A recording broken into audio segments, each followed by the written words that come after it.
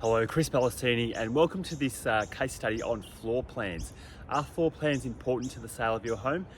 Absolutely. They're probably one of the most important things. And statistically speaking, realestate.com.au released many years ago, and this is true to this day, that the first thing people do once they click into a property is go to the floor plan, or the majority of people do that to see if the home will work for them. And this is a really good example of that. So I'm going to overlay the floor plan as I'm talking a little bit here so you can understand what I'm talking about. So where I'm at right now is in a really nice spot in Blackburn. Just down the hill, down this way here, 120 metres to a nice creek, parkland, really beautiful spot in this part of Blackburn. If I go up the hill, up that way north, there's the Blackburn train station, 500 metres away. So really convenient for public transport as well. So really, you can probably hear in the background some birds and things like that. Lots of nature, so it's kind of best of both worlds where I'm standing right now. However, this property has now been on the market for 2 months. And the reason for that is, I believe, is the floor plan. So as you can see, really good size block of land, 1124 square metres. The owner's actually gone and got plans and permits as well as a further option, but it's still not selling. The price point is currently $2.15 million. So divide that by 2 roughly, you're paying, plus stamp duty, $1.1 million per block of land. By the time they spend $1 million building another one, obviously a developer doesn't see value at that point. So the end buyer, I believe, will be a home owner who wants to live in this beautiful area. However, they have to be able to either modify or accept the current floor plan. So the biggest issues with it, let's start with the master bedroom. So it's it's quite large. So the original floor plan is about 5 by 5 metres or a bit more, so 25 square metres, which is a really big space. But they put a ensuite into the front corner, so it's kind of boxed it off.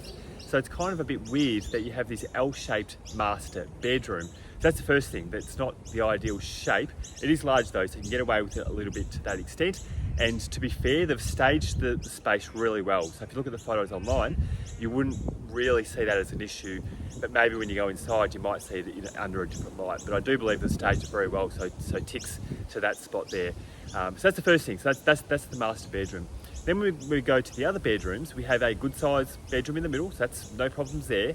Then the third bedroom is smallish, and you have to walk through that bedroom to reach the fourth bedroom, which is out the back. And again, that's quite a large space of about 5 by 5 square metres, so quite a large bedroom again. So a few things there with the bedrooms. You've got mismatches of different sizes, so really small and really large, and then you have to walk through the small one to get to the large. So it just doesn't work. So what would I do to make this floor plan work best to the ability? I would probably remove the laundry. So we walk through that space there and maybe make that bedroom at the back a second living room. And then you'd have three good sized bedrooms instead that you're not having to walk through. You have to then relocate the laundry, and maybe you do need a fourth bedroom somewhere. So maybe there's a way out the back you split that in two and have 2 bedrooms there to be a bit skinny. So again, you can say it's a bit awkward. It just doesn't really work. So floor plan's important, and what I'm going to say is then how does that flow on to vendor expectations? So you might be the owner of this home and go, hey, but the home down the road sold for $2.2 million and I feel my home's better. Well, it's kind of not because of the floor plan.